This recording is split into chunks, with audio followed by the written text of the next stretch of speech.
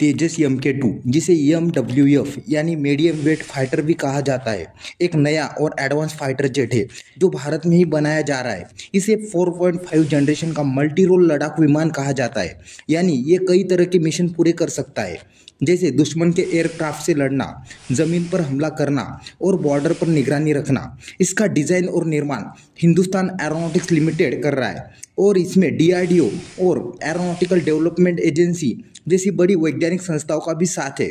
यह विमान पूरी तरह से भारत में ही बन रहा है, जो आत्मनिर्भर भारत की दिशा में एक बड़ा कदम है। भारतीय वायुसेना के कुछ पुराने फाइटर जेट जैसे जैगुआर, मिराज 2000 और MiG-29 अब पुराने हो चुके हैं। इन्हीं की जगह लेने के लिए भारत एक नया और दमदार फाइटर जेट बना रहा है, तेजस MK2।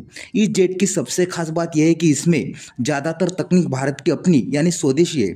शुरू में इसमें 82% देसी तकनीक का इस्तेमाल हो रहा है और जब इसका इंजन भी भारत में बनने लगेगा तब ये आंकड़ा 90% से ज़्यादा हो जाएगा।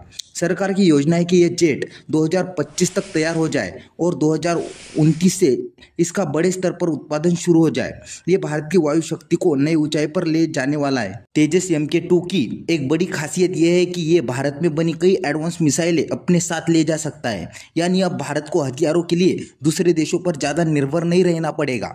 इसमें जो मिसाइल लगेगी वो DRDO ने बनाई है और इन्हें अस्त्र मिसाइल परिवार कहा जाता है। अस्त्र MK1 दुश्मन को 100 किलोमीटर से ज़्यादा दूरी से मार सकती है। अस्त्र MK2 इसके रेंज और भी ज़्यादा है, करीब 130 से 160 किलोमीटर तक।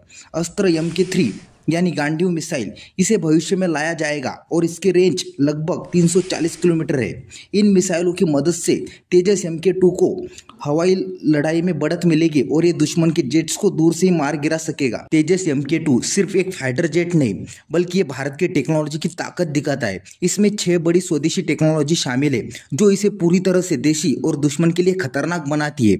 नंबर 1, उत्तम AESA रडार। भारत में बना ये रडार एक साथ कई टारगेट को ट्रैक कर सकता है, दुश्मन की पकड़ में आए बिना हमला कर सकता है और अब हमें बाहर से रडार खरीदने की जरूरत ही नहीं। नंबर 2, देशी मिशन कंप्यूटर। HAL और DRDO ने मिलकर एक ऐसा कंप्यूटर बनाया है जो फाइटर जेट के सभी हथियार, सेंसर और नेविगेशन सिस्टम को एक साथ कंट्रोल कर सकता है, पूरी तरह से भारतीय।